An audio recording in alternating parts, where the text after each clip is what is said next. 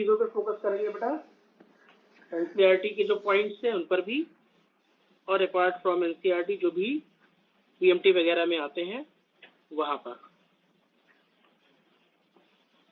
तो कुछ historical backgrounds दिए गए हैं फोटोसिंथेसिस में, पहले उनको समझ लो। तो एक स्टेटमेंट है, एक अर्ली एक्सपेरिमेंट है जोसेफ प्रिस्टले का। ये कौन सा डायग्राम है? ये डायग्राम आप लोग अपनी एनसीईआरटी की बुक ओपन करो और फिगर 13.1 एनसीईआरटी का डायग्राम, एनसीईआरटी का चैप्टर फोटोसिंथेसिस और उसका डायग्राम है 13.1। नजर आ रहा है सभी को? Yes sir.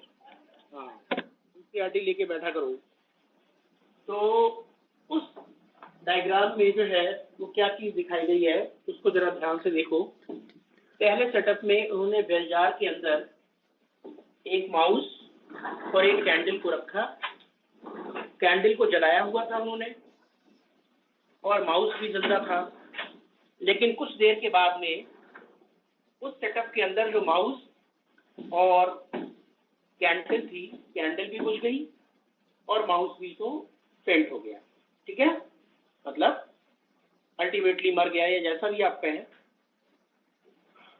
ठीक है, एक सेटअप ये बनाया। दूसरे सेटअप में क्या किया? सेम सेटअप, एक मिंट प्लांट को लाके रख दिया।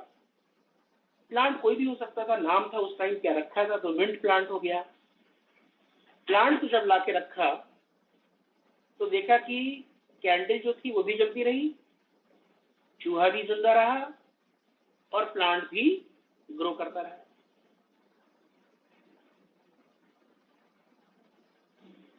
तो इसके बेसिस पर प्रिस्टले ने कहा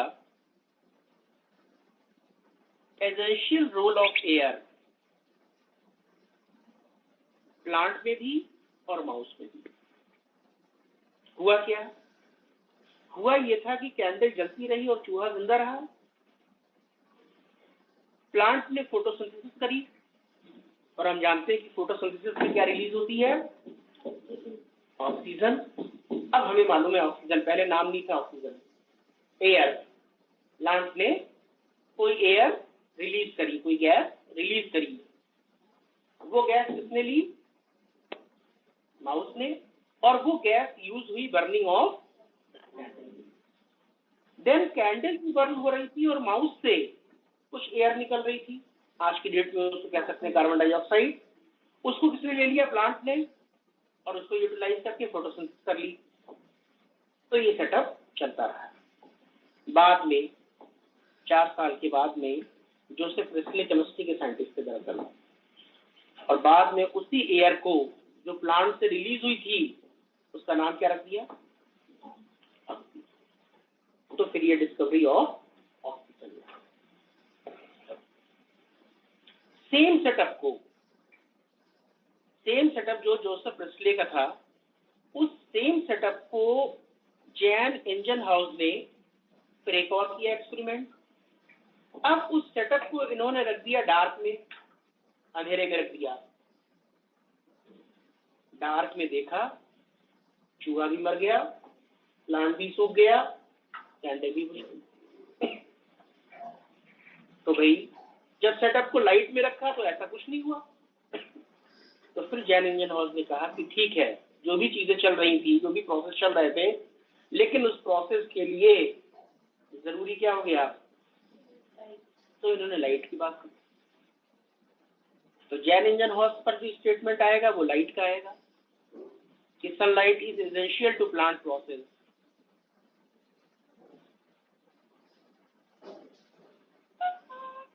और ग्रीन प्लांट ही रिलीज कर रहे हैं। नाम पढ़ो क्या लिखा हुआ है, ये लैटिन नेम है, DEPHLO, डिफेलो, GIL, डिफेलोजिस्टिकेटेड एयर, डिफेलो ऑक्सीजन, और DE हटा दो, फेलो कार्बन, ये उस टाइम पे नाम दिए जाते थे जब ऑक्सीजन और कार्बन डाइऑक्साइड नेम नहीं हो। तो दो बातें हुई मोटे मोटे तौर पर पीएमटी के पॉइंट ऑफ व्यू से, दो बातें। जोसेफ प्रेस्टले ने किसकी बात करी? एयर की बात करी। जैन इंजन हॉर्स ने किसकी बात करी? सनलाइट जरूरी है उसकी बात करी। जूलियस वॉन सैचेज, जिनका नाम हम लोगों ने मिनरल न्यूट्रिशन में पढ़ा था, हाइड्रोपोनिक्स में पढ़ा था। जूलियस वॉन सैचेज, इन्होंने कहा भाई जो प्लांट है वो ग्लूकोज बना रहे हैं, और ग्लूकोज बनाने के बाद में ये ग्लूकोज जो बना रहा है, ये जो फोटोसिंथेसिस हो रही है, जो आज नाम दे रहे हैं, उसके लिए क्या होना चाहिए? क्लोरोफिल। उस टाइम पर क्लोरोफिल नाम नहीं था, तो इन्होंने क्या लिखा था? ग्रीन सब्सटेंस, जिसको आज की डेट में कहते हैं क्या? क्लोरोफिल। और ये प्रोसेस स्पेशल बॉडीज में हो रहा था। उन्होंने कहा स्पेशल बॉडीज, आज वो स्पेशल बॉडीज क्या हो गई? क्लोरोप्लास्ट। उसके बाद में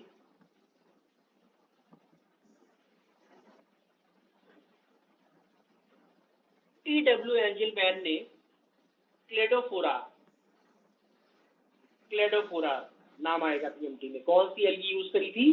फिलामेंटस एल्गी। वो फिलामेंटस एल्गी थी क्लेडोफोरा। और उस सस्पेंशन में डाल दिए एरोबिक बैक्टीरिया। सस्पेंशन में क्या डाल दिए? Aerobic bacteria. और इनके पास एक इंस्ट्रूमेंट था, स्पेक्ट्रोफोटोमीटर। और इन्होंने देखा कि जब उस क्लेडोफोरा के ऊपर, उस सेटअप के ऊपर इन्होंने व्हाइट लाइट डाली प्रिज्म से होते हुए, व्हाइट लाइट प्रिज्म के थ्रू, तो प्रिज्म के थ्रू जब व्हाइट लाइट डाली होगी तो वो अपने स्पेक्ट्रम में डिवाइड हो गई होगी, तो फिर वो स्पेक्ट्रम पहुंचे होंगे क्लेडोफोरा के पास। तो उस स्पेक्ट्रम में जो रेड लाइट और ब्लू लाइट का स्पेक्ट्रम था, देखा वहां पर बैक्टीरिया सबसे ज्यादा जमा हुए, बाकी और भी जगह जमा थे। इसका मतलब फोटोसिंथेसिस के लिए एक पर्टिकुलर स्पेक्ट्रम होना चाहिए, हम लोग पढ़ेंगे भी थोड़ी देर में, और उसकी रेंज 400 to 700 होना चाहिए, ये बात की बात है। लेकिन उस 400 to 700 के बीच में जो डिफरेंट स्पेक्ट्रम थे, ग्रीन लाइट का था, वॉयलेट लाइट का था, ऑरेंज लाइट का था, ब्लू लाइट का था, रेड लाइट का था, तो हर जगह पर बैक्टीरिया जमा हुए एरोबिक। लेकिन सबसे ज्यादा किस जोन में? रेड और ब्लू। इसका मतलब बैक्टीरिया किसकी तलाश में आए होंगे? ऑक्सीजन की तलाश में, क्योंकि बैक्टीरिया कैसे हैं? एरोबिक ना। तो इसका मतलब ऑक्सीजन इवॉल्व उन जोन से ज्यादा हो रही है, और ऑक्सीजन इवॉल्व को मतलब फोटोलिसिस ऑफ वाटर हो रही है, and photolysis of water is the initial reaction of photosynthesis. तो बैक्टीरिया ऑक्सीजन की तलाश में सबसे ज्यादा कहां जमा हुए? ब्लू और रेड। इन्होंने क्या किया कि ब्लू और रेड में सबसे बेस्ट फोटोसिंथेसिस होती है, फोटोलिसिस ऑफ वाटर होती है। इसको एनसीईआरटी ने ग्राफिकली रिप्रेजेंट किया है, जिसको अभी हम लोग देखने वाले हैं आगे। क्योंकि यहाँ पर सिर्फ साइंटिस्ट के नेम चल रहे थे, इसलिए उस चीज को फिर आगे फॉलो नहीं किया। नेक्स्ट, कॉर्नेलियस वैन नील, इन्होंने वर्क किया पर्पल और ग्रीन सल्फर बैक्टीरिया, जो हम लोग मोनेरा में पढ़ चुके हैं, याद है? तो जो ग्रीन सल्फर बैक्टीरिया और पर्पल सल्फर बैक्टीरिया थे, फोटोसिंथेसिस थी उसमें, खाना अपने आप बनाया, लेकिन ऑक्सीजन इवॉल्व नहीं हुई थी। अब इन्होंने क्या लिखा? इन्होंने लिखा कि भाई लाइट डिपेंडेंट रिएक्शन है, जिसमें से जो हाइड्रोजन है, अरे भाई तुम्हारे पास CO है, एटमॉस्फेयर से प्लांट में आया, कार्बोहाइड्रेट बनाने के लिए और चाहिए क्या? H। केमिस्ट्री के लेवल पर अगर देखें, बाकी तो इसी प्रोसेस को CO के साथ जोड़ना क्या था? H। इसी कहानी के लिए पूरा हुआ क्या? Light reaction and that is metabolism. जबकि केमिकल रिएक्शन कॉपी पे लिख सकते हैं, CO H मिल जाए, बैलेंस कर दो, कार्बोहाइड्रेट बना दो। लेकिन अब इन्होंने फर्स्ट टाइम कहा कि जो हाइड्रोजन आएगी वो कहां से आएगी? देखो, ऑक्सीडाइजेबल कंपाउंड जो CO2 को रिड्यूस करके क्या बना देगी, CHO, और CHO का मतलब क्या बन गया, ग्लूकोज बन गया, कार्बोहाइड्रेट। ऑक्सीडाइजेबल कंपाउंड किया। आप बताओ, हम लोगों ने पढ़ा था मोनेरा में, H कहां से आया था, H2S, तब सल्फर रिलीज हो गई और H उसको मिल गया, खाना बन गया, लेकिन ऑक्सीजन रिलीज नहीं हुई। एनऑक्सीजेनिक फोटोसिंथेसिस थी किसमें, purple sulphur bacteria and green sulphur. इस रिएक्शन को उन्होंने कुछ इस तरीके से फ्रेम कर दिया, H2A ऑक्सीडाइजेबल कंपाउंड, H2A। देखो, A हाइपोथेटिकल टर्म, अब एक ही जगह पर पर्पल सल्फर और ग्रीन सल्फर में क्या था, S, तो H2S टूटा, सल्फर रिलीज हुई और उसका H इससे जुड़ गया, CO से क्या बन गई, ये इस पर था। बाद में कुछ और साइंटिस्ट आए, उन्होंने कहा ग्रीन प्लांट्स में क्या हो रहा है, उन्होंने कहा ग्रीन प्लांट्स में जो हाइड्रोजन का सोर्स है वो क्या है, वाटर, इनिशियली वाटर, तो उन्होंने कहा वाटर टूटा, H2O वो लगा दिया, देखो एक ही जगह पर, और जब वाटर टूटा तो रिलीज क्या हुई, ऑक्सीजन, जबकि CO2 में भी तो ऑक्सीजन है। तो पहला क्वेश्चन यही उठ रहा था कि फोटोसिंथेसिस में जो ऑक्सीजन रिलीज हो रही थी, केमिस्ट्री के अकॉर्डिंग तो वो वाटर की भी हो सकती है, नहीं रिएक्शन के अकॉर्डिंग वो वाटर की भी हो सकती है, और वो कार्बन, क्योंकि उसको तो हम बैलेंस करते हैं ना केमिकल रिएक्शन में। लेकिन उन्होंने क्या किया, रेडियो आइसोटोप लगाया वाटर में जो यूज हो रहा था, और नॉर्मल ऑक्सीजन 16 होती है, वो 18 का लगा दिया, और अब जो ऑक्सीजन इवॉल्व हुई उसको ट्रेस कर लिया। अगर ये CO2 की होती तो O 16 तो होता ना, लेकिन जो ट्रेस करी ऑक्सीजन वो 18 वाली थी, और 18 वाली किस पर लगाई थी, वाटर में लगाई थी। इसका मतलब ऑक्सीजन कहां से निकली, वाटर के टूटने से, और ये रिएक्शन कहलाया फोटोलिसिस ऑफ वाटर। आई बात समझ में। तो ये एक्सपेरिमेंटल, बाद में डार्क रिएक्शन हुआ। अब हमें इसी चैप्टर में ये दो चीजें जो है, जो बड़ी सिंपल तरीके से रिएक्शन में लिखी हुई है, कि CO2 में H जुड़ जाए और वाटर टूट जाए, इसी सिंपल रिएक्शन को हमें बहुत ब्रॉड लेवल में लाइट रिएक्शन और डार्क, होगा यही अल्टीमेटली, लेकिन कैसे होगा ये पूरा प्रोसेस हो जाएगा, light reaction and dark reaction. तो ये कहानियां थी शुरुआत में किसकी, photosynthesis. Clear point? Yes sir.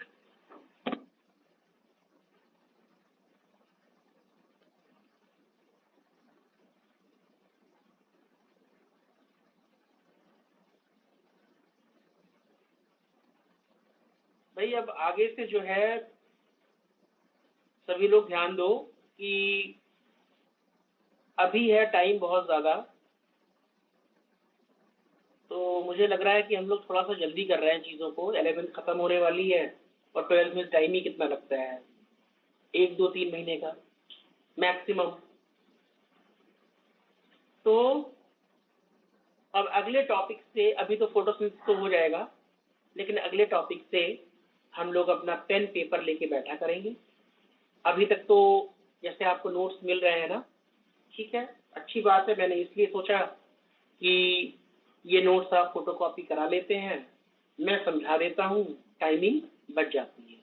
लेकिन ओवरऑल जब मैंने निकाला हिसाब किताब, तो फरवरी, पूरा फरवरी, पूरा मार्च, पूरा अप्रैल, पूरा मई, फिर सिलेबस खत्म हो जाने के बाद क्या करोगे, भूल जाओगे सब कुछ। तो ठीक है, हमने इतना कर लिया, लेकिन अब आगे से रिस्पिरेशन वगैरह या जो भी चीजें हैं, जहां से भी शुरू करूंगा, या 12th से शुरू करूंगा, पेन पेपर प्रॉपर नोट्स मैं भी बनाऊंगा साथ में, और आप भी उन चीजों को बनाते हुए प्रॉपरली चलेंगे। ठीक है ना बेटा? क्योंकि फायदा कुछ नहीं है, जल्दी सिलेबस खत्म होने से रिवीजन तो जो तुम कर रहे हो वो कर रहे हो, उससे हमें नहीं मतलब। लेकिन जब भी टीचर जल्दी छोड़ देता है, 2 महीने पहले छूट गए, अब वो पढ़ाई नहीं हो पाती है। आपको लगता है सिलेबस कंप्लीट हो गया 2 महीने पहले, वो सारी इफिशियंसी खत्म हो जाती है। तो इस वजह से अब हम अपना जो 12th का टॉपिक करेंगे वो प्रॉपर वे में अपना पेन पेंसिल लेकर ध्यान से नोट्स के अकॉर्डिंग, ये भी मैंने क्लास में ही पढ़ाई हुई है, ऐसा नहीं है कि क्लास में नहीं पढ़ाया हुआ है, क्लास के अकॉर्डिंग इसी तरीके से करेंगे। ठीक है ना? कितना हो गया बेटा?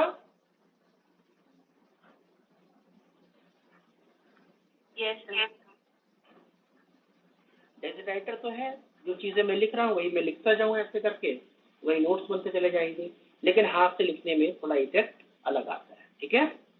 तो ये सब चीजें तो ठीक है, हो रही है, लेकिन अब अगले टॉपिक से या जो भी चीजें होंगी यहाँ से स्टार्ट करूंगा, मैं बता दूंगा आप लोगों को प्रॉपर वे में नोट्स जो है वो बनाएंगे।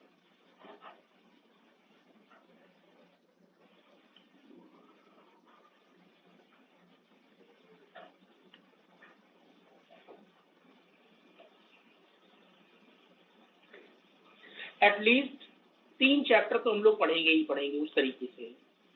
Sexual reproduction in flowering plant, genetics वाला पूरा वैसा चैप्टर है ना, ऐसा तो है नहीं थ्योरेटिकल चैप्टर है, तो वो भी पूरा, और मॉलिक्यूलर बायोलॉजी वाला पूरा है, डायग्रामेटिक कैसे ट्रांसक्रिप्शन कैसे ट्रांसलेशन। तो 3 चैप्टर तो एटलीस्ट हम आपको प्रॉपर वे में नोट्स की फॉर्म में, और जैसे भी क्वेश्चन आएंगे जैसे भी चीजें होंगी उसके लिए। तो अब हम स्टार्ट करते हैं बेटा एब्जॉर्प्शन स्पेक्ट्रम और एक्शन स्पेक्ट्रम। ये कहानी वहीं से थी, एंजलमैन से।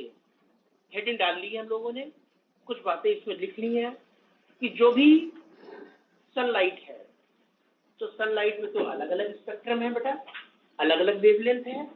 तो पहला क्वेश्चन, जो ग्रीन प्लांट्स कैप्चर कर रहे हैं उसकी रेंज कितनी है और उसको क्या नाम दें? उसकी रेंज है 400 to 700, और उस रेडिएशन को हम नाम देंगे photosynthetically active radiation. Clear point? Leave का कलर ग्रीन है, मेजॉरिटी का कलर कैसा है? ग्रीन। लेकिन जब हमने कभी किया है स्कूल में पेपर क्रोमेटोग्राफी, तो जब पेपर क्रोमेटोग्राफी करी होगी तो 4 पिगमेंट आए होंगे। क्लोरोफिल ए, उसका कलर थोड़ा सा डार्क दिखा होगा, क्लोरोफिल बी, उसका कलर थोड़ा सा लाइट दिखा होगा, कैरोटीनॉइड, उसका कलर ऑरेंज कलर होगा, और ज़ैंथोफिल, उसका भी कलर येलोइश होगा। तो जब हमने देखा कि ग्रीन कलर, तो ग्रीन कलर में एक पिगमेंट नहीं है लीफ के ग्रीन कलर में, तो जब हमने लीफ के उसके अल्कोहल में डिसॉल्व करके पिगमेंट्स को पेपर क्रोमेटोग्राफी करी, तो हमें मेनली 3 पिगमेंट्स मिले, chlorophyll A, chlorophyll B, xanthophyll और कैरोटीनॉइड।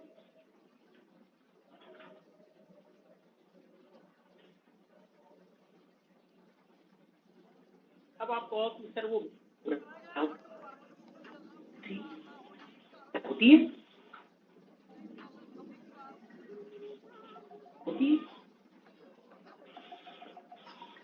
ओलिव ग्रीन, तो आपने कहा कि ब्राउन कलर में सर, कि आपने तो कहा है कि ब्राइट ब्लू ग्रीन कलर जो है वो क्लोरोफिल से आ रहा है, तो इसका मतलब ये हो गया कि जो ब्राउन कलर की लीफ है, या शुरुआत में जब लीफ बनती है सीजन में, रोज प्लांट में देखना ब्राउन कलर की निकलती है ना, थोड़ी सी पर्पल कलर की,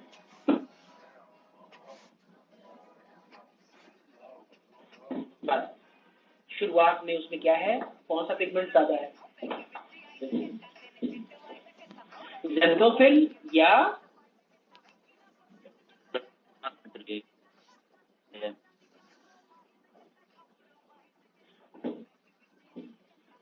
आवाज क्यों कट रही है यार? ये तो आवाज बिल्कुल क्लियर थी भाई, बाकी लोगों को आवाज कट रही है क्या? No sir. तो उस लीफ में जो ब्राउन कलर की है या जो रेडिश है या जो पर्पल है, खाना उसी के थ्रू बन रहा है, लेकिन अबंडेंस हो गए क्या? अदर पिगमेंट, जिसकी वजह से जो ग्रीन कलर था फिर वो पर्पल या ब्राउन में कन्वर्ट। तो ऐसा नहीं है कि कोई ब्राउन कलर की लीफ है या पर्पल कलर की लीफ है वो फोटोसिंथेसिस नहीं करेगी, बिल्कुल करेगी।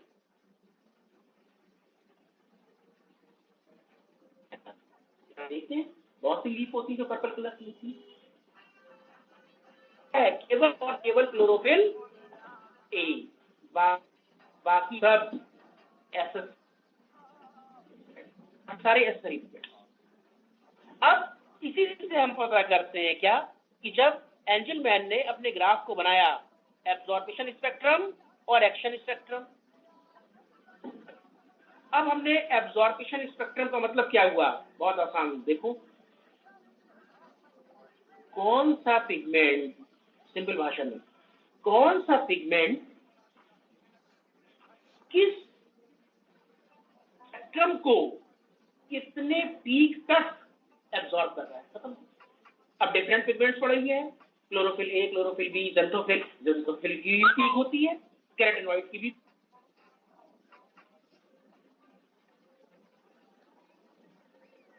एब्जॉर्ब कर रहे हैं, that is absorption spectrum. Phycoerythrin की भी पीक होती है, फाइकोसाइनिन की भी पीक होती है। हमने कुछ नहीं, हमने एनसीईआरटी को फोकस किया क्लोरोफिल ए। अच्छा, क्लोरोफिल ए को देखा 400 to 700 वेवलेंथ को एब्जॉर्ब कर रहा है, देखा, लेकिन किसी को ज्यादा किसी को कम। बस ज्यादा किसको, 400 की तरफ से शुरुआत हो रही है, रेड सॉरी ब्लू, और उधर 700 की तरफ जा रहा है। क्लोरोफिल बी में भी वही चीज, और यहां तक कि क्लोरोफिल बी की पीक क्लोरोफिल ए से ऊपर निकल गई नहीं, इससे कोई मत,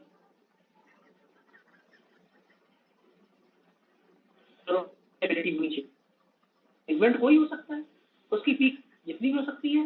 फोटोसिंथेसिस का तो मतलब किससे था, रिएक्शन सेंटर, और हमें मालूम है कि reaction centre is made up of only, बाकी तो सब उनका बचाव करने के लिए है, प्रोटेक्शन देने के लिए है, और एनर्जी एब्जॉर्ब करने के लिए है, ताकि वो एनर्जी वो फोटोन को पिकअप करे और स्पिनिंग रेजोनेंस के जरिए उसको अल्टीमेटली कहां पहुंचा दे, क्लोरोफिल ए तक, और रिएक्शन जो स्टार्ट हो वो कहां से, क्लोरोफिल ए। तो हम इस डायग्राम में क्लोरोफिल बी की पीक देख रहे हैं। कुछ बच्चे मुझसे कहते हैं सर क्लोरोफिल बी की पीक तो ऊपर निकल गई, इसका मतलब बेस्ट फोटोसिंथेसिस उसमें होनी चाहिए। मैंने कहा उसमें होनी क्या चाहिए जब वो कंपोनेंट ही नहीं है रिएक्शन सेंटर का। इसीलिए जब दूसरा डायग्राम बनाया गया, इसके लिए रेट ऑफ, क्या हमने क्लोरोफिल बी या कैरोटीनॉइड को लिया, नहीं, क्योंकि रिएक्शन सेंटर क्लोरोफिल ए होता है। तो इस वजह से एब्जॉर्प्शन स्पेक्ट्रम भी क्लोरोफिल ए का दिखाया, और उसी में जो रेट ऑफ फोटोसिंथेसिस है, इसका मतलब दोनों बातें क्या हो गई कि जो क्लोरोफिल ए है वो मैक्सिमली किस वेवलेंथ ऑफ लाइट को एब्जॉर्ब कर रहा है, रेड लाइट और ब्लू लाइट, और रेट ऑफ फोटोसिंथेसिस भी उसी लाइट में ज्यादा, रेट ऑफ। तो जो एक्शन, एक्शन क्या हुआ, ये जो एब्जॉर्प्शन हुआ उसका एक्शन, एक्शन का मतलब रेट ऑफ फोटोसिंथेसिस या रेट ऑफ फोटोलिसिस ऑफ, देखा एरोबिक बैक्टीरिया जमा हो गए थे, ये वही है, ये जो ग्राफ है ये वही ग्राफ है क्लेडोफोरा के ऊपर कि जहां पर एरोबिक बैक्टीरिया जमा हुए। तो एरोबिक बैक्टीरिया कहाँ ज्यादा जमा हुए थे, रेड में, और वहीं पर तो ऑक्सीजन क्या थी, ज्यादा। तो एक्चुअली ये वो वाला रेट ऑफ फोटोसिंथेसिस नहीं है, लेकिन हाँ अल्टीमेटली हमें मालूम है कि जब इनिशियल रिएक्शन होगा तो वही तो आगे जाएगा डार्क रिएक्शन में। तो यहाँ पर हमने लिख दिया कि एक्शन स्पेक्ट्रम का मतलब क्या हो गया, रेट ऑफ फोटोसिंथेसिस। ये वही रिएक्शन है जो आप यहां पर देख रहे हैं। देखो सिंपल, ये साइड में मैंने बना दिया, क्लेडोस्पोरा एल्गी पड़ी हुई है, सस्पेंशन में क्या पड़ा हुआ है, बैक्टीरिया। अब लाइट में सेटअप बनाया या व्हाइट लाइट दी प्रिज्म के थ्रू, स्पेक्ट्रम बना। अब उस स्पेक्ट्रोफोटोमीटर मशीन से स्पेक्ट्रम हमें दिखाई पड़ रहे कि डिफरेंट कलर आते हैं। अब हमने देखा कि बैक्टीरिया तो हर जगह जमा है, जो रेड कलर के हमने बनाए हैं गोल गोल से, वो बैक्टीरिया है बेटा, हर जगह है। ग्रीन वाली लाइट पर भी बैक्टीरिया है, देखो है कि नहीं है। लेकिन सबसे ज्यादा बैक्टीरिया का है ब्लू और बस। तो हमने उसकी पीक को ऊपर कर दिया और बाकी को नीचे कर दिया। इसका मतलब रेट ऑफ फोटोसिंथेसिस इस स्पेक्ट्रम में हो रही है।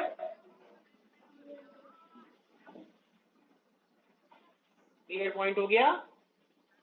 तो एब्जॉर्बिशन स्पेक्ट्रम कुछ नहीं है, सॉरी रिएक्शन स्पेक्ट्रम, जो चीज एब्जॉर्ब हुई उसकी प्रेजेंस में रेट ऑफ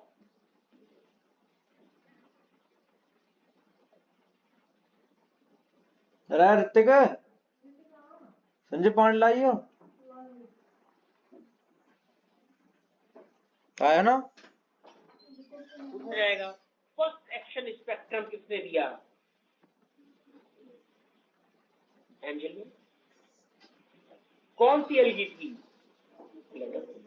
नीचे स्टेटमेंट में जाएगा एनारोबिक बैक्टीरिया, गलत हो गया स्टेटमेंट। और कैसे बैक्टीरिया, एनारोबिक बैक्टीरिया।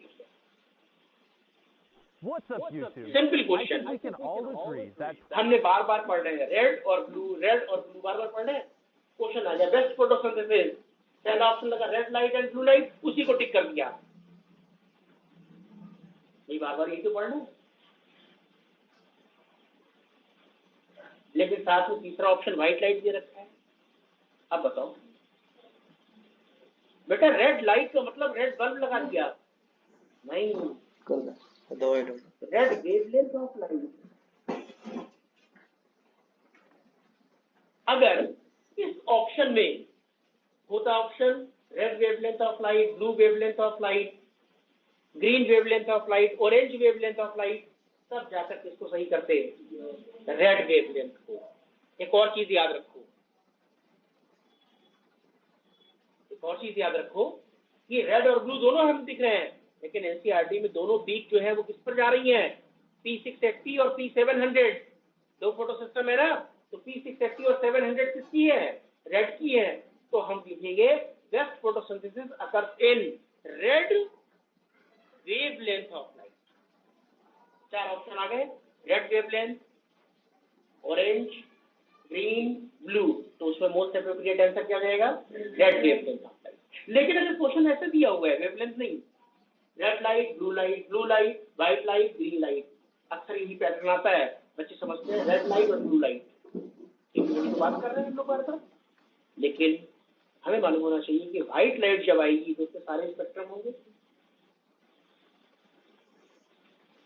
तो इसलिए इसका जो मोस्ट एप्रोप्रिएट आंसर होता है वो क्या होता है, व्हाइट लाइट।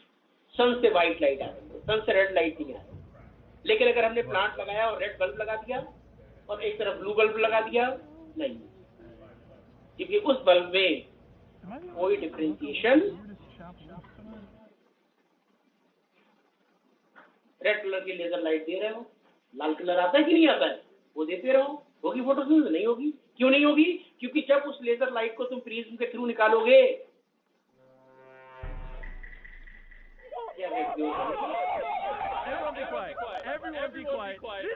ये पॉइंट हो गया। तो क्वेश्चन बहुत सिंपल होता है, ध्यान देने वाला होता है। अगर ये चार ऑप्शन होते, red wavelength of light, blue wavelength of light, green wavelength of light, orange wavelength of light, तो फिर आंसर क्या बनता है, रेड। It's me, Pokey, क्योंकि Rhyme, P680 और P700 दोनों की जो मैक्सिमम पीक है वो किसमें है, रेड। जानते हैं कि लास्ट वाला स्पेक्ट्रम कौन सा है, रेड वाला ही। between Fuse and Rhyme. Clear हुआ सभी को? Did anyone see anything on this thing? Yes, sir. Just press trust me and vote him. My goodness, It's rhyme. Yeah, I bet it is. It's you. Bob, Just do rhyme, because there's already some votes. Bob, but if you're wrong, you gotta say, yeah! All right, Get away. Sucker. So it's feuds, right? I didn't know even answer reaction. This could be a कभी कभार question आ जाते हैं NCERT में नहीं given है, लेकिन ये question ऐसे हैं जो आए हुए हैं, इसलिए मैंने यहाँ पे लिखा है। Pigment, chlorophyll A, chlorophyll B, कैटेनॉइड, और भी हो सकते हैं अलग अलग एल्गी वगैरह में, ठीक है। क्लोरोफिल ए यही है फोटोसिंथेटिक पिगमेंट, लेकिन ट्रेडिशनली सभी के लिए लिख देते हैं। सुनना, आप क्वेश्चन का पैटर्न देखना है। 4 ऑप्शन दिए, chlorophyll A, chlorophyll B, chlorophyll C, chlorophyll D. Which one is photosynthetic pigment? केवल क्या लिखोगे? क्लोरोफिल। क्यों क्लोरोफिल? फोटोसिंथेटिक पिगमेंट चारों ही है, लेकिन उसने ये नहीं पूछा बाकी जो बी सी डी थे वो उस केस में क्या है? Accessory pigment. वो क्या जाएंगे? एक्सेसरी। कभी कभी क्वेश्चन ऐसा बना देते हैं विच one is main photosynthetic pigment, तो उसमें कैरोटीनॉइड भी लिख देंगे, एज्यूम करने लगे, लेकिन एक्चुअली वो एक्सेसरी पिगमेंट है। तो क्लोरोफिल ए का फार्मूला लिख दिया। क्लोरोफिल ए में एक पोर फायरिंग हेड होता है,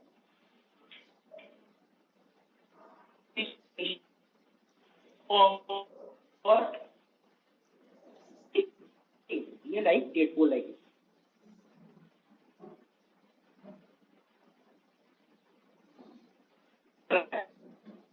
तो इसलिए वो हो गया एक्सेसरी पिगमेंट। थोड़ा सा चेंज होता है, क्या चेंज? 55 बराबर है, उधर 72 है, इधर 70, उधर O5 है, इधर O6, बाकी N4 Mg सेम।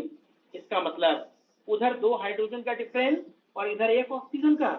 तो होता क्या है कि यहाँ पर क्लोरोफिल बी के केस में अगर हम CHO तीनों को देखें तो C में तो कोई डिफरेंस नहीं आया, तो CC बराबर, लेकिन H और O में डिफरेंस आया, तो CH3 की जगह क्या हो गया?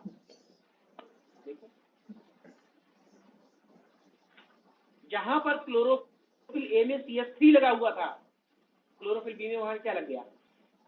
CHO लग गया। इसका मतलब उधर का O5 इधर क्या हो गया? उधर का H72 इधर कम करो,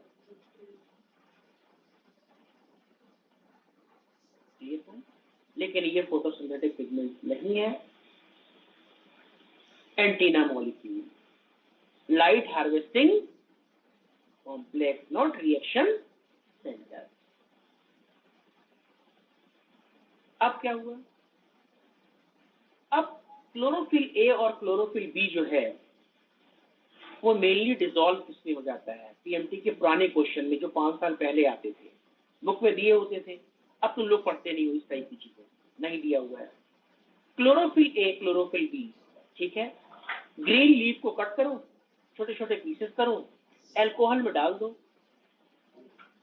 20 मिनट के बाद में, 25 मिनट के बाद में अल्कोहल ग्रीन हो गया। इसका मतलब क्लोरोफिल क्या हो गए? डिसॉल्व। और क्लोरोफिल ए और बी का कलर ही तो ग्रीन था, ब्राइट ग्रीन या लाइट ग्रीन, ग्रीन था ना।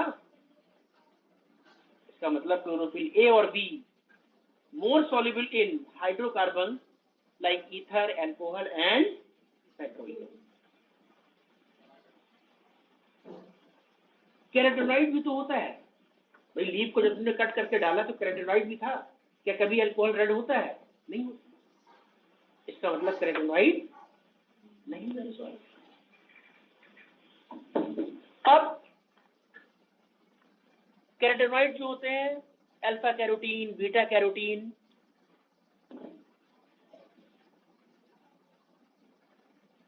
ऑरेंज कलर की, रेडिश कलर की, तो red chilli, red capsicum, red bell pepper, red tomato, नाम स्पेसिफाई, नाम फिर अलग अलग थोड़ा थोड़ा चेंज होता है। लाइकोपीन, क्या नाम कर दिया? लाइकोपीन।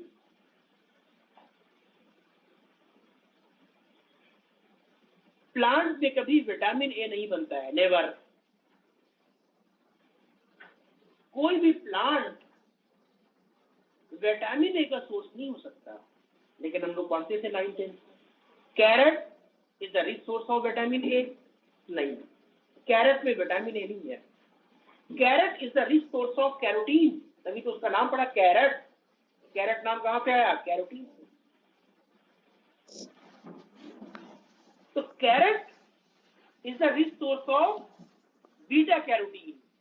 तुम कैरेट खा रहे हो, जरूरी नहीं। Carrot is the rich source of beta carotene, लेकिन ऐसा नहीं है कि पालक में बीटा कैरोटीन नहीं है, बिल्कुल है। प्लांट प्रोडक्ट है भाई बीटा कैरोटीन। प्लांट है तो फोटोसिस्टम है, फोटोसिस्टम है तो एंटीनी मॉलिक्यूल है, एंटीनी मॉलिक्यूल है, एक्सरी मॉलिक्यूल है तो कैरोटीनॉइड्स। लेकिन ये बीटा कैरोटीन क्या करते हैं? ठीक है, लाइट को तो पकड़ रहे हैं, ट्रैप कर रहे हैं, लेकिन जब तुम्हारी बॉडी में जाएंगे तो क्या करेंगे? तुम्हारी बॉडी में जाके लाइट को ट्रैप नहीं करेंगे। आपकी बॉडी में एंजाइम होगा, एनिमल की बॉडी में एंजाइम होगा, एनिमल बॉडी में वो एंजाइम बीटा कैरोटीन को हाइड्रोलाइज करेगा। क्या बन जाएगा? 2 मॉलिक्यूल ऑफ विटामिन। लेकिन जेनेटिक डिसऑर्डर है, डिफिशियंसी ऑफ विटामिन ए, उसको थोड़ा ना दो कैरेट, उसको आपको देना क्या पड़ेगा ना? एंजाइम भी नहीं, एक एक एंजाइम डालोगे। बायोटेक में पढ़ चुके हो, विटामिन ए, विटामिन ए उसको थ्रू आउट द लाइफ लेना पड़ेगा, वरना नाइट ब्लाइंडनेस होती रहेगी, स्किन अच्छी नहीं बनेगी, आईसाइट वीक होती रहेगी। उसको थ्रू आउट द लाइफ लेना है विटामिन ए। हम लोग को नहीं लेना है, कहाँ लेते हैं हम लोग? तो ग्रीन वेजिटेबल लेते हैं, हम लोग तो कैरेट लेते हैं। उसी में क्या है? Beta carotene. हमारी बॉडी में गया, हाइड्रोलाइज हुआ, एक बीटा कैरोटीन से 2 विटामिन ए। ये पॉइंट हो गया। लेकिन इसके अलावा कैरोटीनॉइड में एक और प्रॉपर्टी होती है। कैरोटीनॉइड एक्सेस ऑक्सीजन को एब्सॉर्ब कर लेता है। कैरोटीनॉइड एक्सेस ऑक्सीजन को एब्सॉर्ब कर लेता है। अब अगर प्लांट को एक्सेस ऑक्सीजन मिल रही है तो वो ऑक्सीजन पहुंच जाएगी क्लोरोफिल ए तक, और क्लोरोफिल ए हो जाएगा ऑक्सीडाइज। क्लोरोफिल ए खत्म। बस जब तुमने देखा फोटोसिस्टम, जब तुमने देखा क्वांटाजोम, बीच में क्लोरोफिल और बाकी चारों तरफ से उसको किसने घेर रखा है? एक्सेसरी पिगमेंट ने, एंटीनी मॉलिक्यूल ने। उसमें भी क्या है? Carotenoid, xanthophyll. वो फौरन क्या ले लेते हैं? एक्सेस ऑक्सीजन हाईलाइट इंटेंसिटी में। किसको रोकते हैं? Photo oxidation of chlorophyll A. Photo oxidation को रोकने का काम, सोलराइजेशन को कम करने का काम, बर्निंग ऑफ क्लोरोफिल को कम करने का काम। ये हो गया एंटीऑक्सीडेंट। अब ये एंटीऑक्सीडेंट प्लांट में तो हो गया, तुमने देख लिया। अब इसी को लोगों ने कमर्शियलाइज कर दिया। इसी लाइकोपीन, इसी कैरोटीनॉइड को, इसी बीटा कैरोटीन को उन्होंने डाल दिया आपकी कॉस्मेटिक क्रीम में। कि जब आपने कॉस्मेटिक क्रीम अपने चेहरे पर, अपनी बॉडी पर लगाई और घर से बाहर निकले, तो फौरन ही घर से बाहर जब निकले, एयर में आए, एयर में ऑक्सीजन थी, तो उस ऑक्सीजन ने आपकी स्किन के साथ रिएक्शन ना करके उस ऑक्सीजन को किसने एब्जॉर्ब कर लिया जल्दी से? तो वो ऑक्सीजन डायरेक्टली आपकी स्किन के साथ रिएक्शन नहीं कर पा रही है, दैट मीन्स आपकी स्किन का ऑक्सीडेशन बच गया। वरना नॉर्मल प्रोसेस क्या है?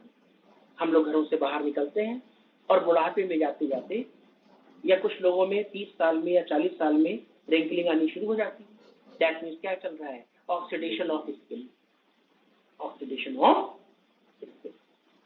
अब ऐसे ही अगर आपने एक्सेस,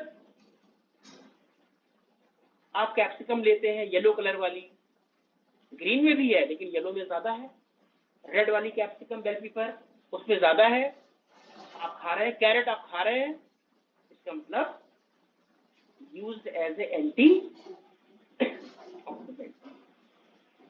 तो जब उसको आप खा रहे हैं तो आपकी बॉडी के अंदर जो एक्सेस ऑक्सीजन है, जो लीवर को डैमेज कर रही थी, किडनी को डैमेज कर रही थी, वो जुड़ गई आके किसमें, कैरेटिनॉइड,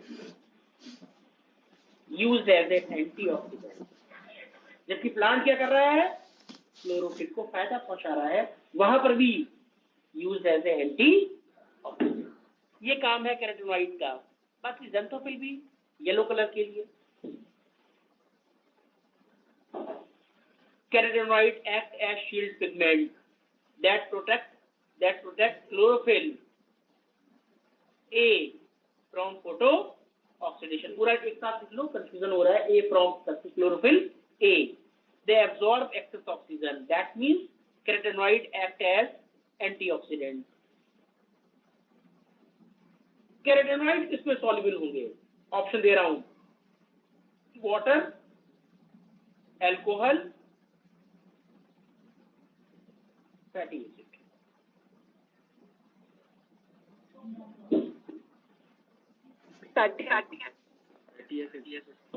ऑयल लिख के आएगा, लिपिड लिख के आएगा, या फैटी एसिड। अरे कितनी आसान बात है बेटा। कैरेट को लेना आज और कैरेट को पानी में डुबो देना, क्या पानी पिंक कलर का हो गया? फिर कैसे डिसॉल्व हो गया? फिर कैरेट को लेना, अल्कोहल में रखना, हल्का सा आएगा, हल्का सा, बिल्कुल पिंकिश कलर, डार्क नहीं होगा। लेकिन जब गाजर का हलवा बनाया, ध्यान दो जरा, गाजर का हलवा बनाने में गाजर के पीसेस लिए, ठीक है, उसको कुछ देर पानी में रखा, हल्का सा पिंकिश कलर पानी का होगा। लेकिन जैसे ही तुम देखना उसमें तुम घी डालोगे, और घी डाल के जब उसको बनाओगे तो बिल्कुल डार्क, अब वो जो वाटर होगा वो कैसा हो जाएगा, बिल्कुल डार्क ऑरेंज हो जाएगा। अब उसके molecule, that means carotenoid dissolve in fat. Fat कह दो, ऑयल कह दो, और फैट या ऑयल होगा तो उसमें क्या लगा होगा, फैटी। क्लियर? क्वेश्चन ये आया हुआ है, मैंने इसमें नोट नहीं किया है, आप लोग कहीं पर इस चीज को नोट कर लो। कैरोटीनॉइड डिसॉल्व इन या more soluble in fatty acid, fatty acid oblique करके लिपिड या ऑयल, जो भी चीजें हैं। तो ये कहानी एनसीईआरटी में नहीं थी, ये एडिशनल क्वेश्चन थे, कभी कभार आ सकते हैं।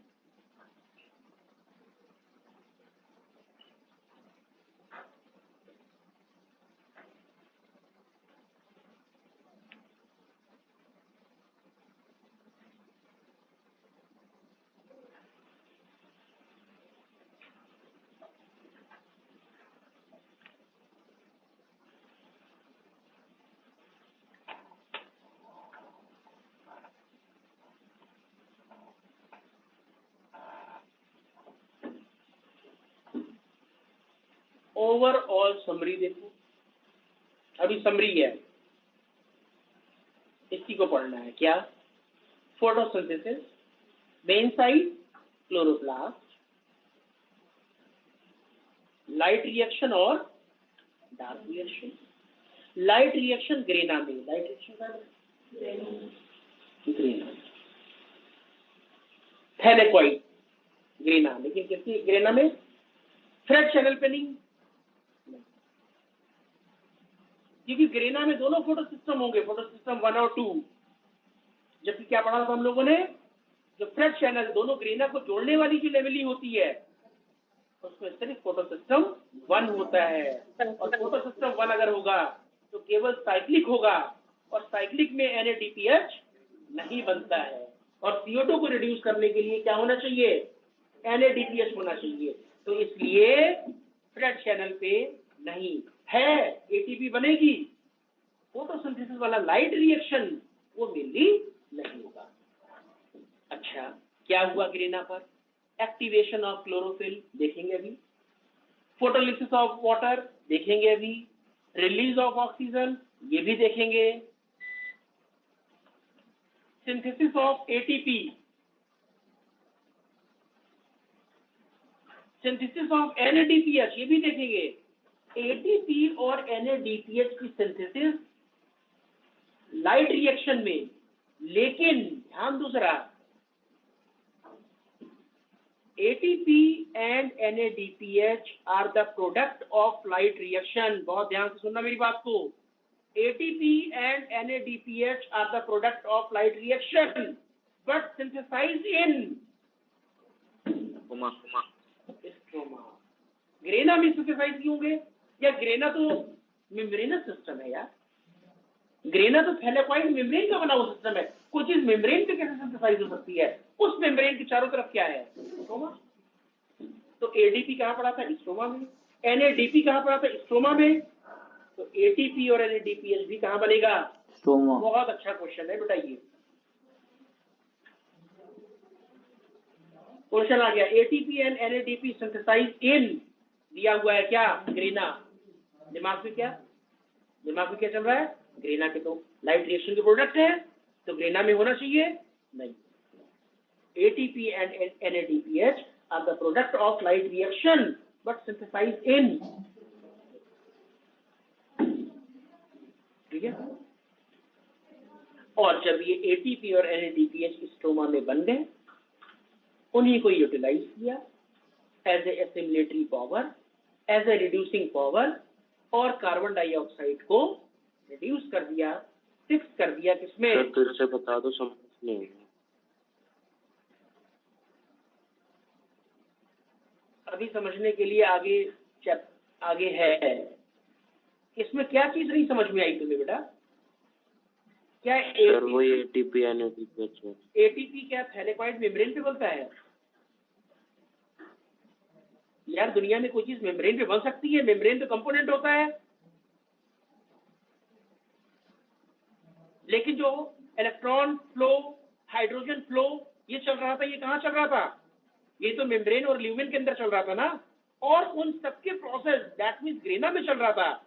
और जब वो सारा प्रोसेस हो गया तो बना एटीपी और एनएडीपीएच, तो वो जाएगा कहाँ? ग्रेना के अंदर या स्ट्रोमा? ग्रेना कोई कंपोनेंट नहीं है, ग्रेना इज अ मेम्ब्रेन। एक थैलेकॉइड, दो थैलेकॉइड, तीन थैलेकॉइड मिलके ग्रेना बन रहा है। और कोई भी चीज मेम्ब्रेन के ऊपर नहीं बनती है, मेम्ब्रेन पे जो कंपोनेंट होते हैं उनको बनाने में यूज होते हैं, ना कि वहां पर चीजें बनती हैं। वहां पर पहले से चीजें फिक्स हैं, वहां पे प्रोटीन है, वहां पर एंजाइम है। तो चीज जो बनी वो कहाँ बनी?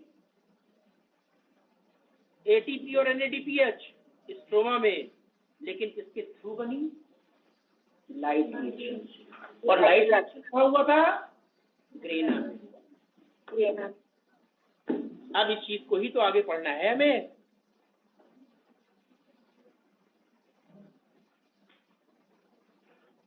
फिर light reaction, light dependent reaction, इसमें कोई दो राय नहीं।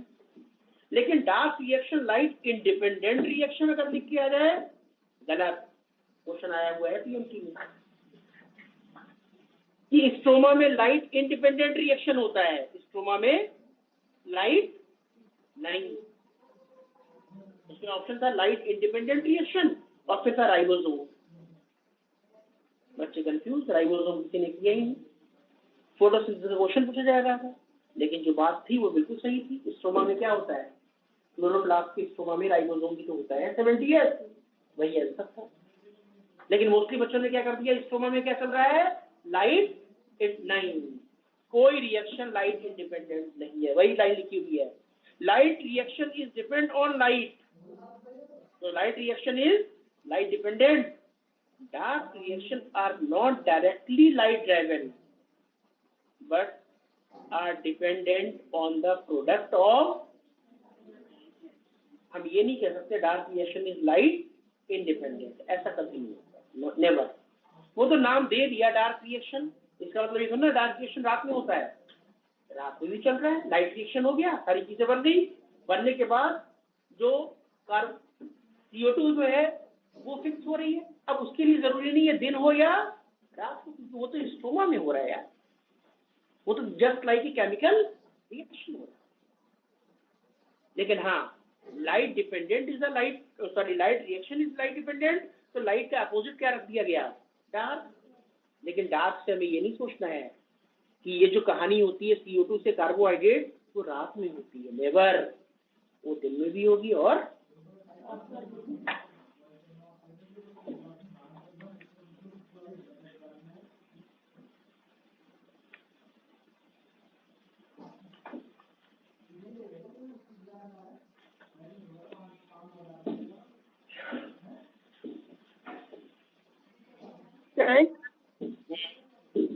सर लाइट रिएक्शन तो दिन में ही होगा ना सनलाइट के प्रेजेंस में? वही तो बता रहा हूँ, लाइट रिएक्शन तो दिन में ही होगा। ठीक है सर। लेकिन डार्क रिएक्शन का मतलब ये नहीं हो गया वो रात में होगा, डार्क रिएक्शन दिन में भी होगा और रात में भी होगा, जब तक प्रोसेस कंप्लीट ना हो जाए। अब क्या हुआ बेटा, ठीक है, लाइट रिएक्शन के लिए क्लोरोप्लास्ट हो गया, क्लोरोप्लास्ट में दो मेन कंपोनेंट हो गए, एक का नाम ग्रेना दिया, ग्रेना थैलेक्वाइड मेम्ब्रेन का बना हुआ है, और इसी थैलेक्वाइड मेम्ब्रेन के ऊपर क्या है, क्लोरोफिल ग्रुप में क्या है, क्लोरोफिल, कैरोटीनॉइड, ज़ैंथोफिल ग्रुप में, किस पर, थैलेक्वाइड मेम्ब्रेन पर, और इसी को नाम क्या रख दिया, photo.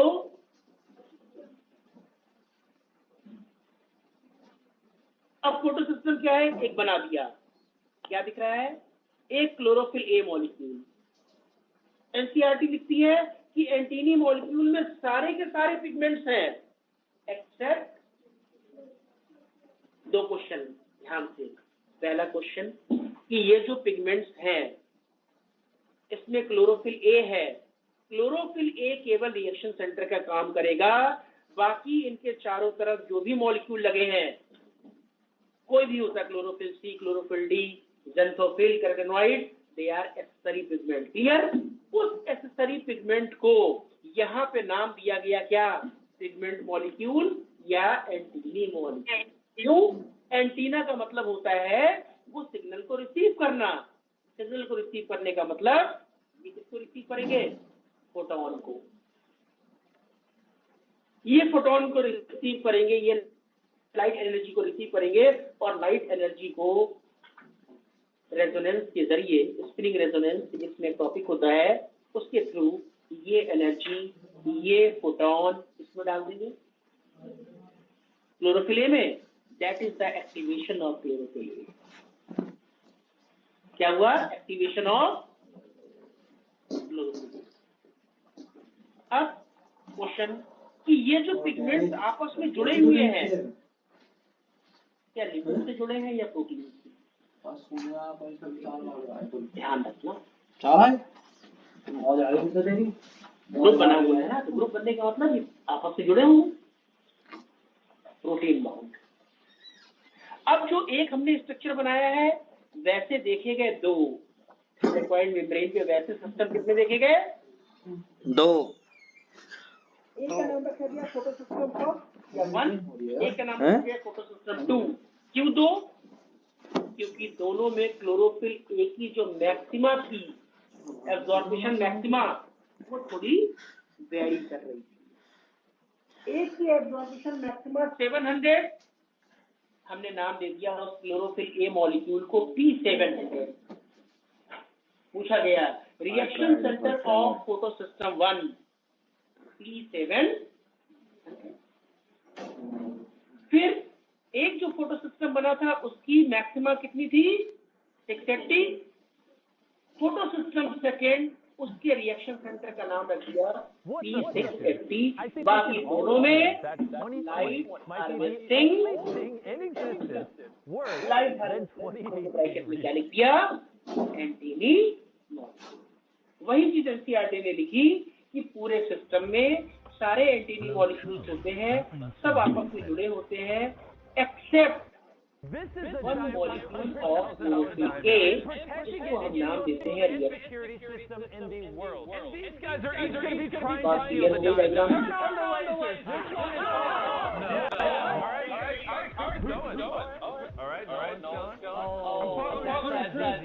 Each photosystem has all pigments. सारे pigments को ले लिया. Forming a light harvesting system, also called antennae molecule. It's only $100,000 to your brother. Oh. He's going. Bill? Oh my god, I'm gonna lose life here. Let's see it. All right, Nolan. Nolan is going. Carl, in front of 20 million people. Let's see it. He's going. Sir एक बार ये वाला point फिर से explain कर दो जो आपने अभी बोला. No chance. Whoever finishes पूरे फोटो सिस्टम में, पूरा फोटो सिस्टम एक, उस फोटो सिस्टम में जितने भी एंटीनी मॉलिक्यूल, वो सब आपस में मिलकर लाइट को एब्सॉर्ब कर रहे हैं. लेकिन उस फोटो सिस्टम में एक मॉलिक्यूल जो क्लोरोफिल ए का बना हुआ है, उसको हम रिएक्शन सेंटर नाम देते हैं. So photo system is made up of two main components. One is reaction center and other is all antennae molecule. और इसको हमने नाम दिया light.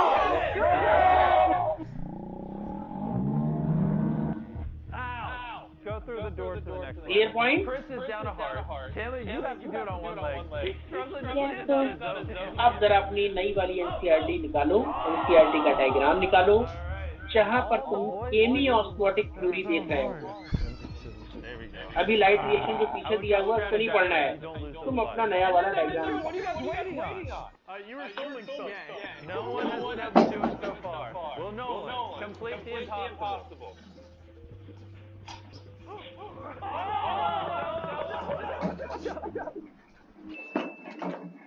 Get out of here. Carl, everyone is alive. Watch this. Ready? There's no way. देखो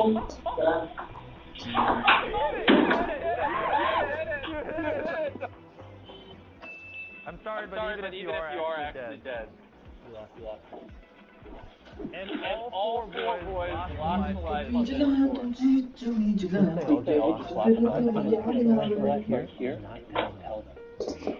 For this next stage, you can go the second you walk in. Start whenever. Hey, congratulations, got an extra life. Guys, you got on your toes. Surprise. Alright, I'm going to take the giant diamond and they won't see this coming. Watch. I'm going to put it above the door. So technically they can just reach up and touch it, but they won't. And to distract it even more, I'm going to put an extra life right here, so they're going to be focused on this and not even realize the diamond missing. You can go whenever you want. No. Oh my God! Skinny, wiggle down. Oh no, I'm stuck. I'm nervous. Okay. I touched it. Yeah. Think about it. This is more than. Is there any time for lab? No. You just want to waste our time.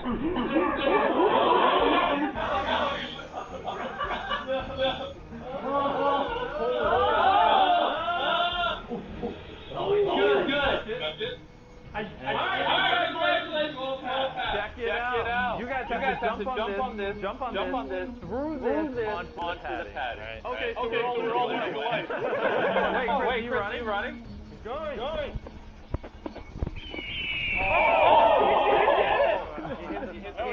Did I hit it? Oh, no. Play back in slow-mo. There we go. Alright, see the next level.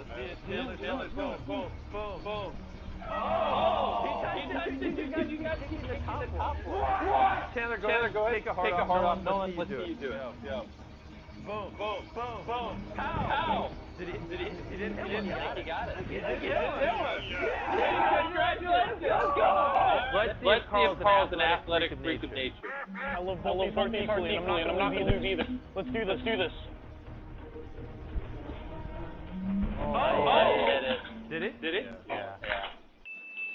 Carl, your leg hit it. Here, I got it. Ooh. You only have one left. Next time you two mess up, done. Alright, go to the next level. Right through here. Congrats, Nolan. Doing good. Nolan lost to $800,000 island, and he lost $100,000 in this video. So if you lose again today, you've lost $1 million in videos. Congrats! This next one is insane. Look how beautiful it is.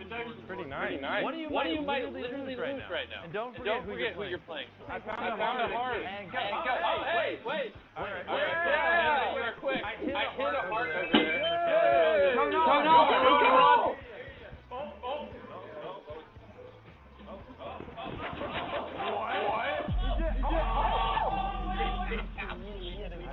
We're watching the footage back to see if the laser touched Nolan before he touched the box. It hit his noggin! See that little spot of your head where it hit? See your head where it's purple? Barely! Half a second! There we go. Alright. Welcome to Two Heart Gang. So Carl's the only person with one life. If you touch that, you're out. Touch it? No. He's starting on the safe side. Yes, I am. With one arm? Yeah. Hold, I got close to Lay down. You know, I think I might go. You going? Go for it. Alright, he's doing it. Oh, you both made it. Alright, Chris. You're the only one. Wait. Okay. Alright,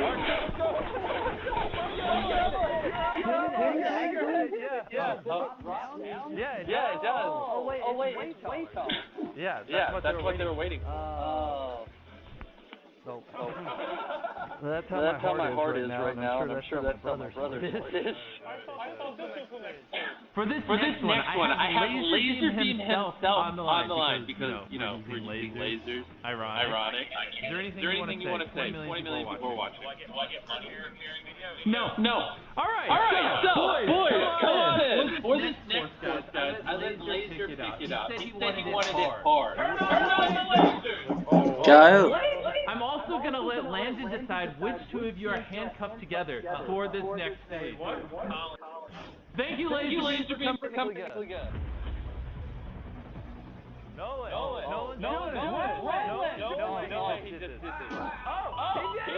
Congratulations. Oh, that one disappears. And that one disappears. Oh, Chris. Does it come? Alright. Will he do it? Oh my goodness, he did it! Now on to the handcuff people. Step. Once we make it to the corner, shimmy. Come on. Alright, watch out for that one that's gonna appear.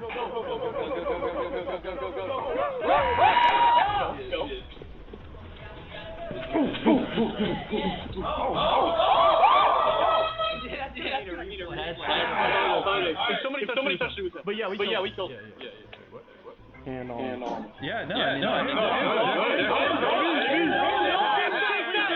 For this next one, whoever finishes first, their sibling gets $10,000. I'm pretty sure they heard me talking about the 10K. Come on in.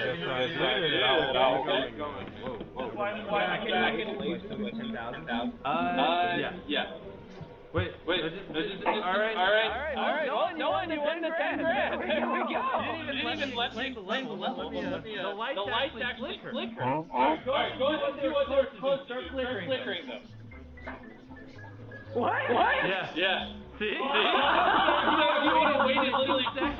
Could have got the 10K without giving us a life. Now Nolan's only on one life. Bye, Nolan.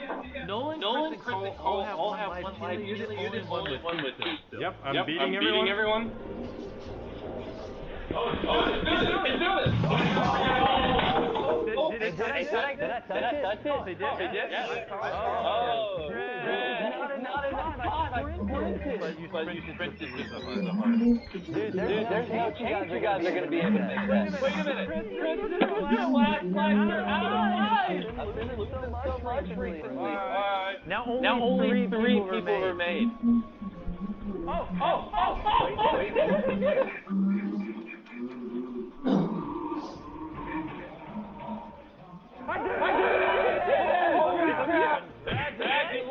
He's trying to learn the pattern.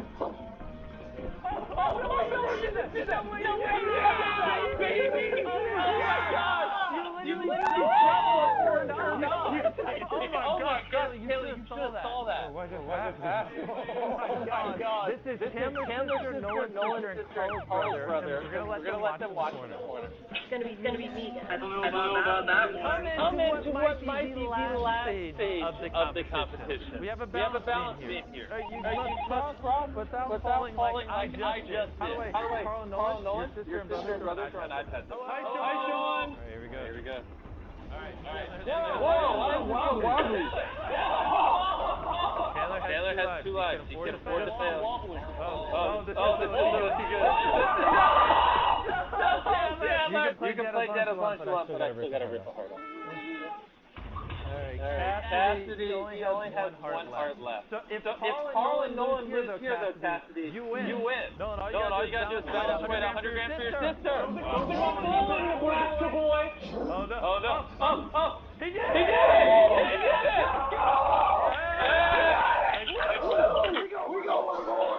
All you have to do is just balance. It's not that hard. Okay, good. I'm going.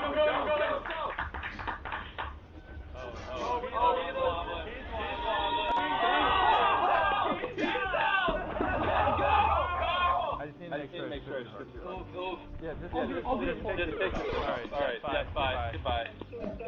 Yeah, I would be too. Alright, I'm gonna hang up. You each have one heart left. Either your sister or your sister is winning $100,000 dime. You're going down. Natalie, down to me and Chandler. You got this. Could be the final round. We both have one life left. We're gonna try to grab. Hopefully she'll give me some. Alright. And now the moment you've all been waiting for. Come in, gentlemen. Chandler, these are your two stools. Nolan, these are your two stools. You guys have to get to the diamond using only these two stools. First to grab it wins 100 grand. Think of your sister. 5, 4, 3, 2, 1, go! Alright, so you're out. Once you get on your stools. Nolan has started. I guess I never said you couldn't. No sabotage. I helped them. That's who they are. And here's the diamond. First to touch it keeps it. This is insane. Oh my goodness. Hurting my knee so bad. Cassidy, you gotta buy me a new kneecap. Nolan is clearly out in front. They're closing in on the diamond.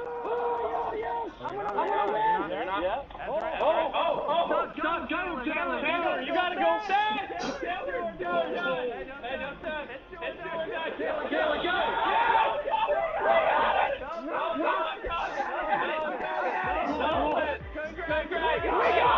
We got it!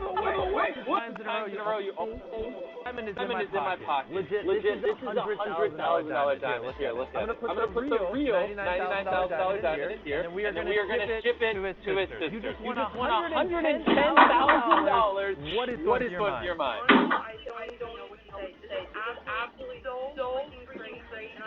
देखा कुछ इसमें?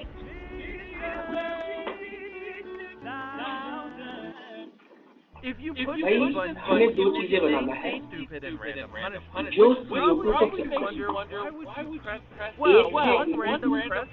और एक है NADPH कहाँ पे difference होता है केमिकल रिएक्शन में और कहाँ पे डिफरेंस होता है मेटाबॉलिज्म में। मैंने कहा ATP बनाओ और ADP आपको दे रखा है। आप क्या करोगे? ADP में एक फॉस्फेट जोड़ दोगे, क्या बन जाएगा? Break a 2x4 केमिकल मैंने कहा है NADP दे रखा है NADPH बनाओ।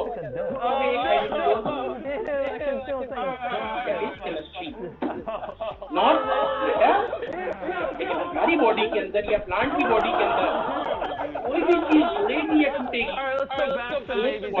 टूटेगी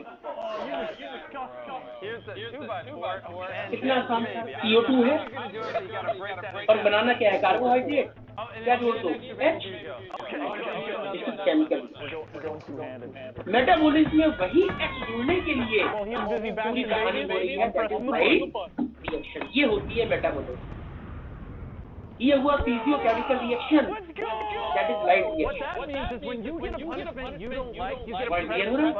अरे भाई कितना आसान है हम लोग रिएक्शन लाइट करते हैं कार्बोहाइड्रेट में C6H12 उसको तोड़ना है इतना आसान रिएक्शन बना दूँ।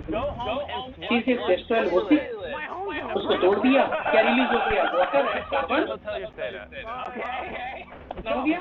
केमिकल छोटे पर जब हम लोग होते थे 6th क्लास में 7th क्लास में तो रिस्पिरेशन एक्सरसाइज होता ना, लेकिन उसके बाद था कार्बोहाइड्रेट क्या कहते हैं, अभी पूरा नहीं टूट पाया, पायरुविक एसिड बना था, फिर पायरुविक एसिड से क्रेब साइकिल, तब जाके CO2 रिलीज हुई, तब जाके वाटर बना था। तो वो जो एक लाइन का रिएक्शन है मेटाबॉलिज्म में देखा, that is the difference between chemical reaction and metabolism जो है वो क्या है? Any property of chemical reaction. Test tube में हाँ टेस्ट ट्यूब में उस तरीके का रिएक्शन डिमॉन्स्ट्रेट कर सकते हैं, मेटाबॉलिज्म नाम नहीं देंगे। मेटाबॉलिज्म जो होगी वो सेल के अंदर होगी, सेल के कंपोनेंट में होगी। ये कंपोनेंट सामने नजर आ रहा है ग्रेना, और ग्रेना की एक यूनिट है उसको कहते हैं थैलेकॉइड। ये थैलेकॉइड मेम्ब्रेन है, लाइक ऑल बायोलॉजिकल मेम्ब्रेन, जैसे बाकी सब मेम्ब्रेन होती है। Is this actually 20? Oh my gosh, it's 20 minutes.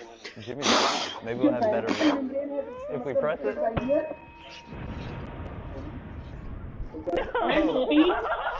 Oh my god, wait, who pressed it? I don't know. Here's the fit.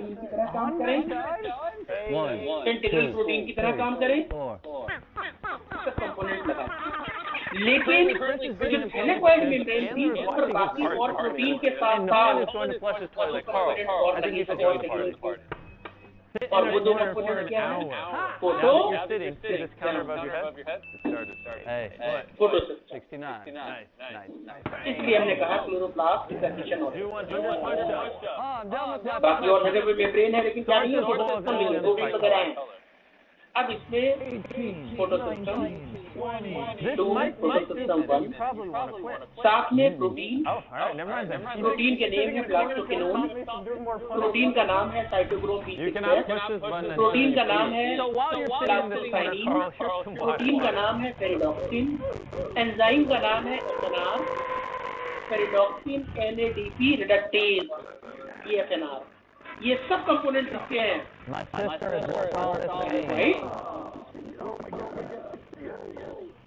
इसमें से जो प्रोटीन है वो इलेक्ट्रॉन कैरियर और कुछ हाइड्रोजन कैरियर।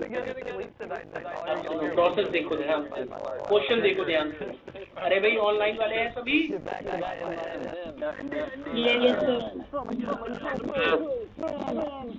हमने कहा फोटोलिसिस ऑफ वाटर, फिर वही मेटाबॉलिज्म हवा में नहीं हो रही है।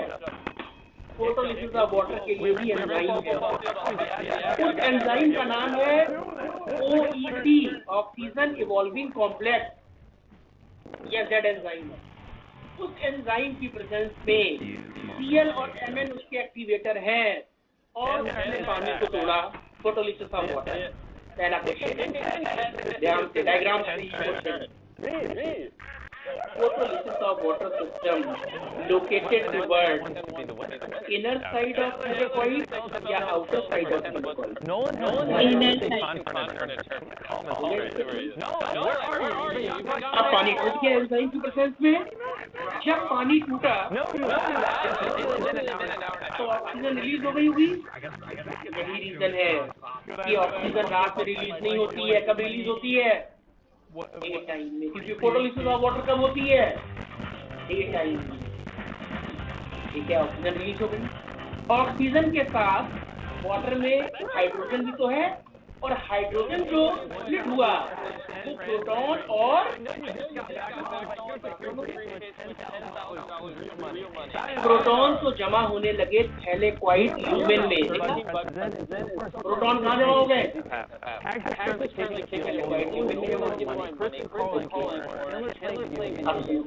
इलेक्ट्रॉन को पिकअप कर लिया रिएक्शन सेंटर ने। इलेक्ट्रॉन को किसने पिकअप कर लिया? पहला रिएक्शन था C6H10। फिर क्वेश्चन बना donor of electron.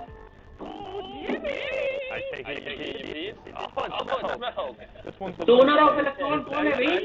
Water molecule. Donor of proton कौन है? Water molecule. ये इलेक्ट्रॉन इसमें है P6 80 में पहुंचा ना, और P6 80 पे लाइट पहुंची, प्रोटॉन पहुंचे, एनर्जी पहुंची।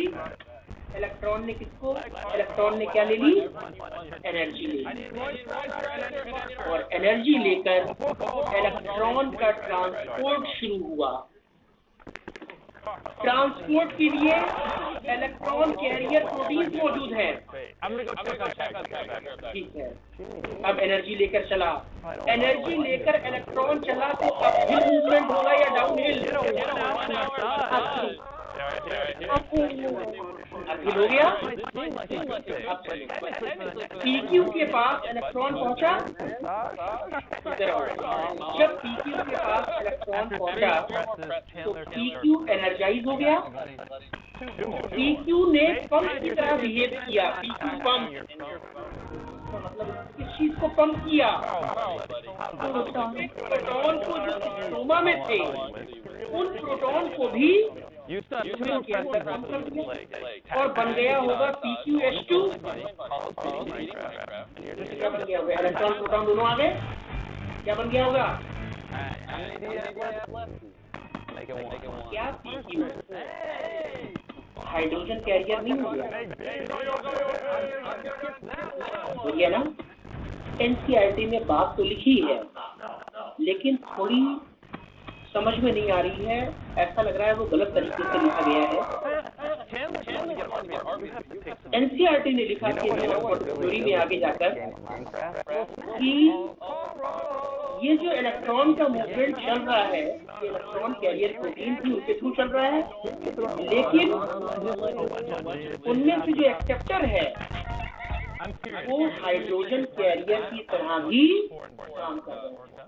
उसको ये लिखना था कि PQ जो प्राइमरी एक्सेप्टर है, जो एक्सेप्टर है, उसे लिखना चाहिए था not only electron carrier but with hydrogen career.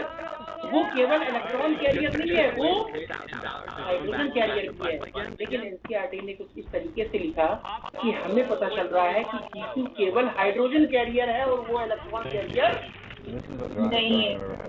ये बात नहीं है, उसे बस लगाना चाहिए था नॉट ओनली। उसने नॉट लगा दिया, ओनली हटा दिया, तो ऐसा लग रहा है कि वो इलेक्ट्रॉन कैरियर नहीं है, केवल क्या है? Electron carrier. हमारे सामने इलेक्ट्रॉन जा रहा है यार डायग्राम में, तो क्यों नहीं होगा इलेक्ट्रॉन कैरियर? अगर वो इलेक्ट्रॉन कैरियर नहीं होता तो साइटोक्रोम B6F के पास इलेक्ट्रॉन कैसे पहुंचता? पहुंचा तो PQ के थ्रू। ये पॉइंट। तो अब क्या हुआ सुनो, PQ पंप ने हाइड्रोजन अब पिकअप किया, PQH2 बना होगा, और PQH2 बनने के बाद में हाइड्रोजन जो है, प्रोटॉन जो है, वो साइटोक्रोम B6F से होता हुआ ल्यूमेन में आ गया। NCERT पुरानी वाला भी डायग्राम सही बना, लेकिन हमने डायरेक्ट दिखा दिया। अल्टीमेटली स्टेटमेंट जो ये है कि जो स्ट्रोमा में प्रोटॉन थे, PQ ने उनको अंदर पंप कर दिया, तो PQ जो है प्रोटीन एक पंप की तरह इलेक्ट्रॉन आगे चले, इलेक्ट्रॉन आगे चले गए, आगे मिला उसको लास्टोसाइनिन। लास्टोसाइनिन लोकेटेड टुवर्ड्स इनर साइड या आउटर इनर साइड। बाकी सारे हैं इंटीग्रल, ठीक है ना? फिर लास्टोसाइनिन से ये इलेक्ट्रॉन फोटो सिस्टम 1 कह दो, या फोटो सिस्टम 1 में क्या था? रिएक्शन सेंटर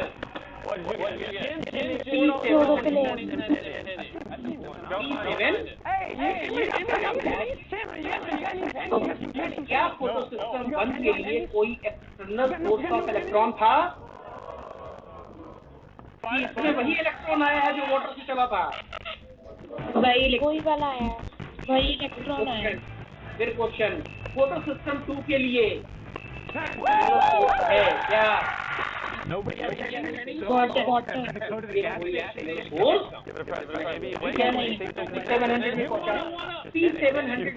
के बाद हमने प्रोटीन ये नहीं दिखाई कि एनसीईआरटी में नहीं है। एक प्रोटीन होती है FES, फिर आता है फेरिडॉक्सिन। क्वेश्चन आ गया फेरिडॉक्सिन किधर लोकेटेड है? बाहर की तरफ। फिर एनसीईआरटी ने खुद लिख दिया कि NADP reductase located toward stroma नहीं, एंजाइम स्टोमा में नहीं है, FNR स्टोमा में नहीं है। That is the component of एडेक्वाइड। इसका मतलब FNR located toward outer stroma. अब फाइनली इलेक्ट्रॉन पहुंचा NADP तक। किसके थ्रू पहुंचा? FNR, सॉरी FD के थ्रू। और जब FD के थ्रू पहुंचा तो ये एंजाइम जो FNR है उसका नाम ही था रिडक्टेज। उसने NADP को क्या कर दिया? अब सुनो, NADP तक अभी केवल क्या पहुंचा है? जब तक प्रोटॉन ना आए ना,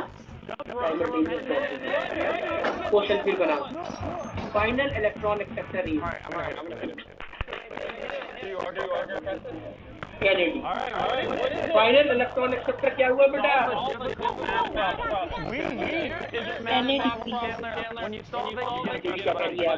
अब थ्योरी कह रही है ठीक है इलेक्ट्रॉन पहुंच गया NADP तक, लेकिन अभी NADP बिना हाइड्रोजन के नहीं बनेगा ना, बिना प्रोटॉन के नहीं बनेगा।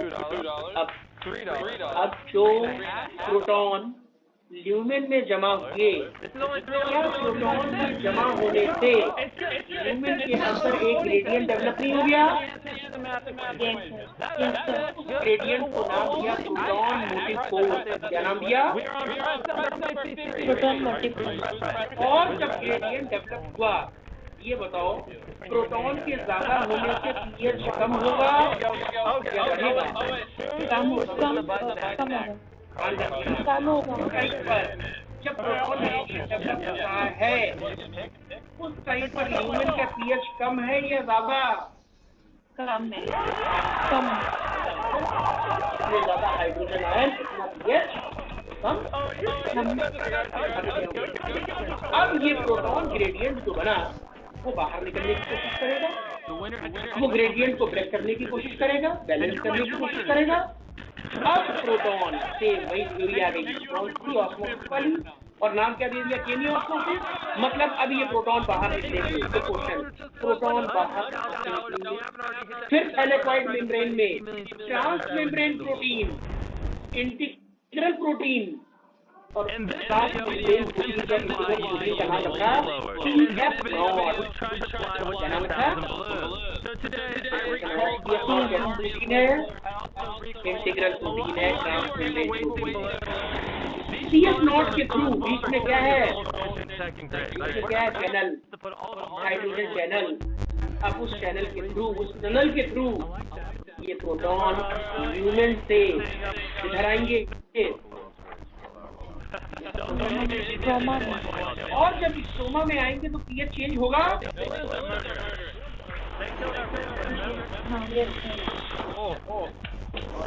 बायोमॉलिक्यूल में ये नहीं पढ़ा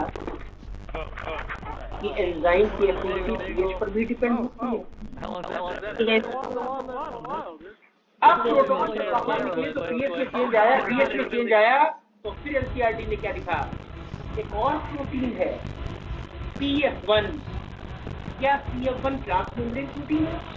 नहीं, एनसीईआरटी ने लिखा CF1 located towards outside protrude out, तो बाहर की तरफ निकली हुई है, सामने बना दिया। CF1 बाहर की तरफ। CF1 के हेड में क्या है? एंजाइम। एंजाइम की जब प्रोटॉन बाहर निकला तो pH में चेंज आया, pH में चेंज आया तो एंजाइम एक्टिव हुआ। अब एंजाइम ने ADP पहले से पड़ा था, जुड़ना था, फॉस्फेट जुड़ना था, जुड़ गया और बन गई ATP। तो ATP कहाँ बनी? स्ट्रोमा में बनी। लाइट रिएक्शन या डार्क रिएक्शन? Light reaction. तो ATP is the product of light reaction but synthesized in stroma. अब जब ये प्रोटॉन, अभी 3 पे ध्यान मत दो, अब जब ये प्रोटॉन बाहर निकले तो इलेक्ट्रॉन तो पहुंच चुका था मेम्ब्रेन के थ्रू, लास्ट में ये प्रोटॉन भी पहुंच गया NADP तक और क्या बन गया? NADPH बना, ATP बना और इसी को एक लाइन में कहा, solar energy converted into chemical energy in the form of ATP and NADPH। एक लाइन में देखिए पूरी कहानी। लाइट ना होता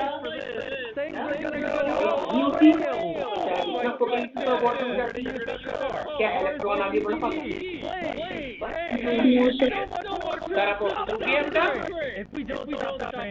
लाइट डिपेंडेंट रिएक्शन, ATP बना लाइट डिपेंडेंस में और ये जो ATP बना इसको नाम दे दो फोटोफॉस्फोराइलेशन।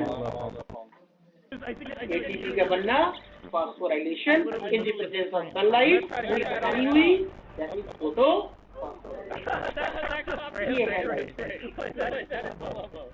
ये है केमियोस्मोटिक थ्योरी, सब बता दिया मैंने। अब हम इस इलेक्ट्रॉन के फ्लो को रेडॉक्स पोटेंशियल के बेसिस पर इसका फ्लो किसी का ज्यादा होता है, किसी का कम होता है, हम अभी इसकी बात करेंगे ही नहीं इस क्लास में और ना करेंगे।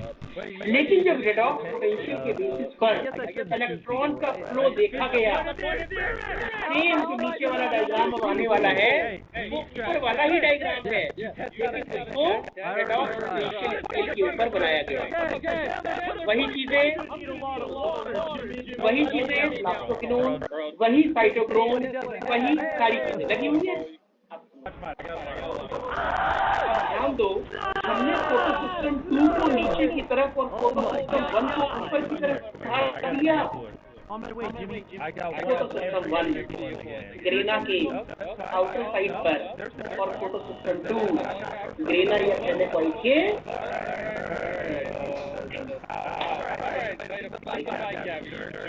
ये फोटो सिस्टम में डिफरेंस वाला क्वेश्चन बन गया। क्लियर? अब फोटोलिसिस ऑफ वाटर सिस्टम किससे कंसर्न्ड है? ये कौन-सी या कौन-सी से? अब हमने यहाँ पर वही फोटोलिसिस ऑफ वाटर हुई, इलेक्ट्रॉन आए, इलेक्ट्रॉन P7 P6 80 पर आए। अब यहाँ से हुआ क्या? एक्टिवेशन ऑफ इलेक्ट्रॉन, उसको लाइट मिली और इलेक्ट्रॉन मूव हुआ। हमने पहला नाम क्या दिखा रखा है? क्या दिखा रखा है?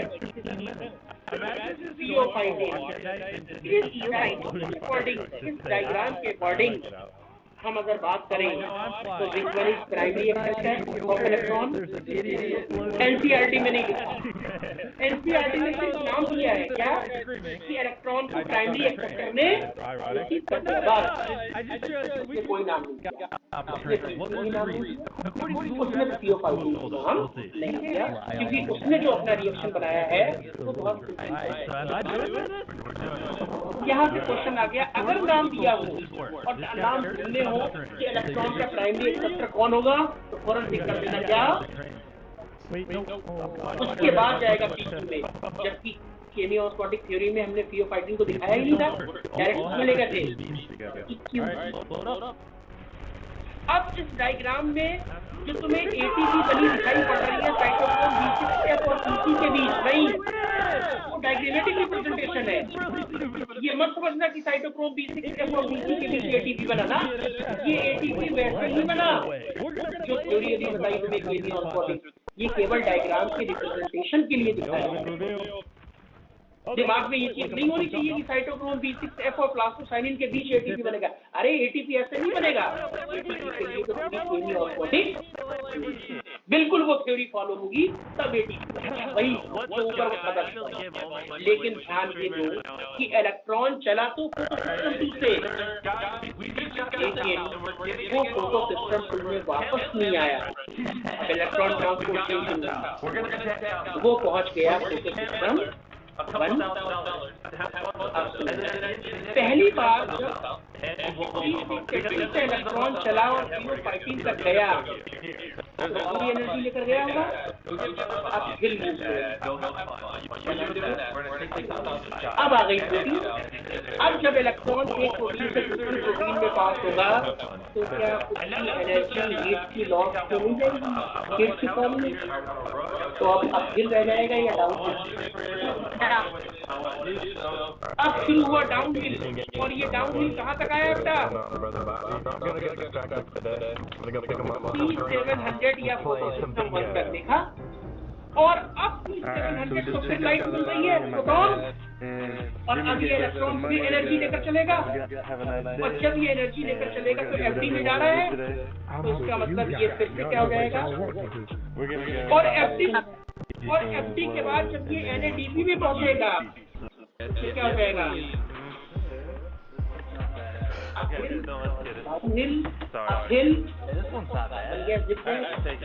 देख इसी zigzag को नाम क्या किया? इसी zigzag को नाम क्या दिया? Z। This is all we need. This entire इसको हमने नाम दे दिया, और फिर हमने एक और नाम दे दिया साइक्लिक या नॉन साइक्लिक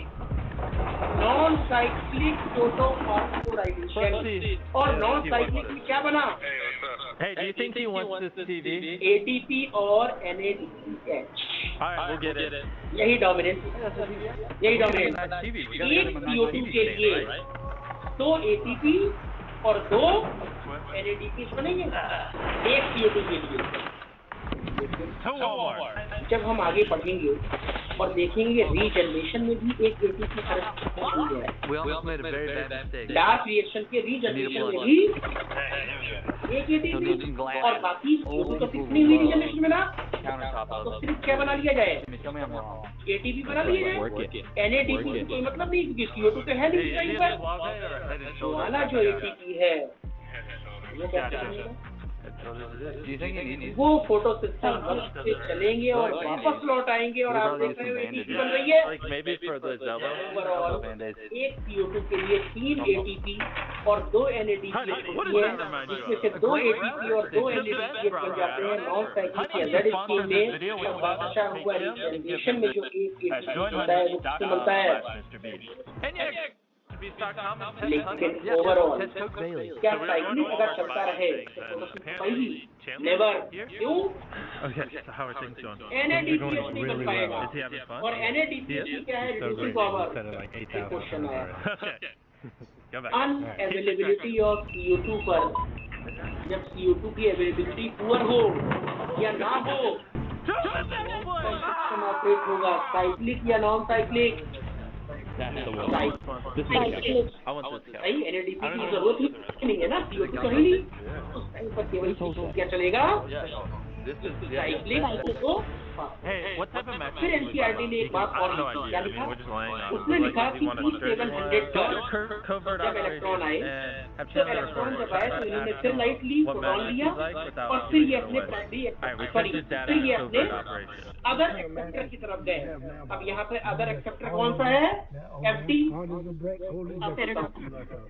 FD का रेडॉक्स पोटेंशियल ज्यादा होगा या कम? Medium. FD का रेडॉक्स पोटेंशियल ग्रेटर होगा या लेसर होगा? एनर्जी लेता हुआ इलेक्ट्रॉन दौड़ता हुआ आ रहा है, तो FD के पास रेडॉक्स पोटेंशियल ज्यादा होना चाहिए या कम? कम होगा तो वो ले नहीं पाएगा। Hey Chris, what do you think Sam is up to? Okay, so yes. T700 से इलेक्ट्रॉन एनर्जी लेता हुआ चला, FD तक गया, और FD पर जब ये दौड़ के गया तो FD के पास रेडॉक्स पोटेंशियल ग्रेटर होना चाहिए या लेसर? तो ये लाइन NCERT में नहीं लिखी, ये तो केमिस्ट्री की डिफिनेशन है।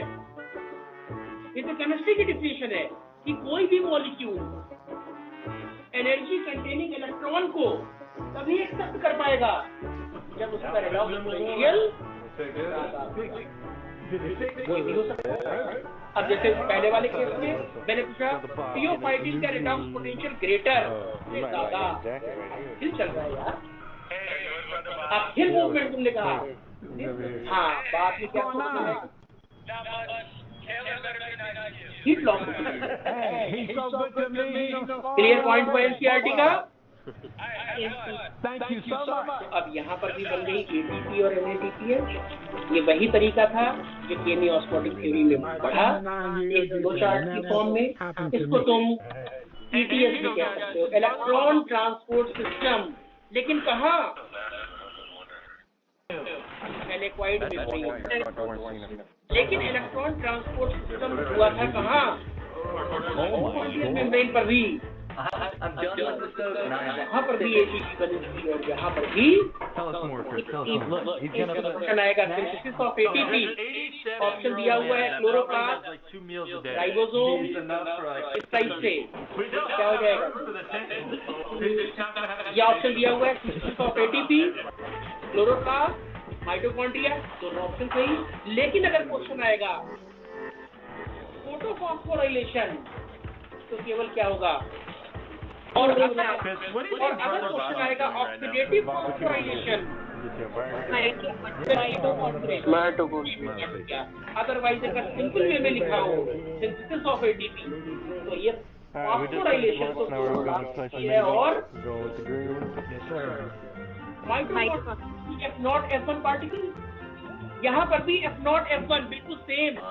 हमने नाम चेंज करने के लिए आगे C लगा दिया, C स्टैंड फॉर, इसलिए CF0 और CF1 कर दिया। जबकि माइटोकॉन्ड्रिया में लिखेंगे केवल F0 F। वही एंजाइम वहाँ पर भी होगा, वहाँ पर भी फ्लो ऑफ इलेक्ट्रॉन है, यहाँ पर भी फ्लो ऑफ, वहाँ पर भी ETS है, यहाँ पर भी ETS है। We're coming to Chandler because I want to go look at Brother Bobby's. तो अब जो ऊपर वाले डायग्राम में तुम देख रहे हो कि एक एटीपी बनने में ऑब्जर्व करने के बाद So before we get Brother Bobby's new house, I एक want to show you guys ATP this बन जाए so इसके Brother लिए proton Bobby pass and Chandler's car over there. We're just figure out a way to get us जबकि inside mitochondria में so पढ़ेंगे। we can show the viewers without ruining any surprise. ये तो membrane है, ये तो metabolism है, इसीलिए उसको क्लोरोप्लास्ट कह रहे हैं, उसको माइटो।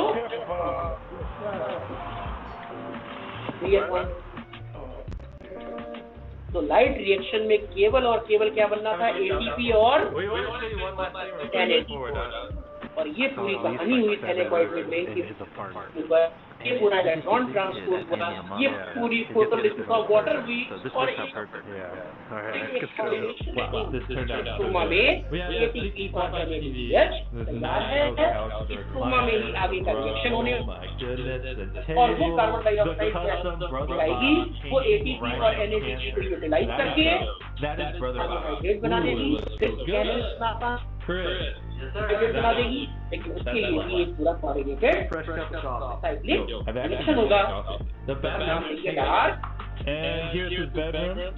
Lots of random people in it. Don't mind them. They're not I really I don't think. This fridge literally takes up that half the kitchen. It's literally too big. No such thing as too big. Sir Let's get that minute. पूछो। Sir जो केमियोसिस वाला diagram उसके अंदर जो proton है वो उसमें भी जा रहे हैं स्टोमा में, बाद में 3 प्रोटॉन, तो फिर उसका पेज भी मतलब घटेगा। तभी तो एंजाइम में क्या होगा? अच्छा कि एक्टिव होगा। दो बातें कर सकते हो। एनसीईआरटी ने पीएच की बात नहीं करी है, एक जगह पर ही करी है। एनसीईआरटी ने लिखा कि जब प्रोटॉन ग्रेडियंट ब्रेक होगा, एनसीईआरटी कैसे लिखती है? एनसीईआरटी लिखती है जब प्रोटॉन ग्रेडियंट ब्रेक होगा तो एंजाइम में कन्फर्मेशनल चेंजेस आएंगे और वो कन्फर्मेशनल चेंजेस वहीं पर ADP और IP लग जाएगा, जो पढ़ा था लॉक एंड की वाली थ्योरी, और क्या बना देगा, ATP बना देगा। लेकिन ये कंफर्मेशनल चेंजेस कब आएंगे? या तो हम जानते हैं कि एंजाइम या तो टेम्परेचर डिपेंडेंट होगा, डिपेंडेंट होगा, यहाँ पर क्या चेंज आ रहा है, इसमें चेंज आने पर वो सारी कंपनी मतलब एंजाइम एक्टिव हो गया, और एक्टिव होने का मतलब अब फिर वो ADP और IP को जोड़कर ATP में कन्वर्ट कर। Okay, This one has Roku in it. We bought the house.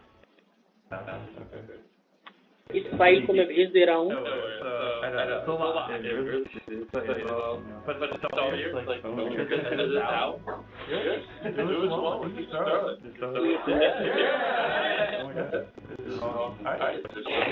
We don't know too much about Decker.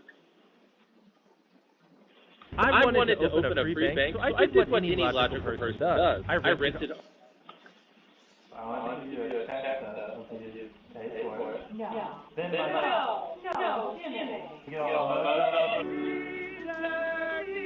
What's good, guys? Today we're going to be giving them. I'm going to be giving my mom $100,000. My mom raised me and my brother mostly on our own, and she spends a lot of money on us. I mean, she raised me for 18 years, and I just want to get back for a little bit. So step one is. Sorry? I got $10,000. All I can get, so we'll give my mom. था Alright, to heterospory was first observed in plant group.